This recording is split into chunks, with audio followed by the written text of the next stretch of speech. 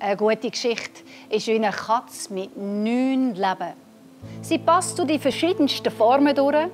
Man kann sie köpfen, man kann sie im Wasser versenken, man kann ihre Moral an den Schwanz anhängen. Sie wird überleben. Und am Ende sitzt sie zu Abend wohlig ums Feuer herum und schnurrt. In diesem grünen Innenhof von der Stiftung Trimons an der Badenerstrasse 87 in Zürich erzähle ich an 2 Übungen Geschichten. Und zwar am Donnerstag, 31. August und am Freitag, 1. September, zu Abend am 8.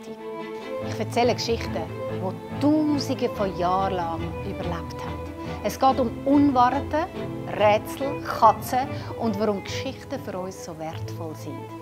Also voller Überraschungen und schurig schön.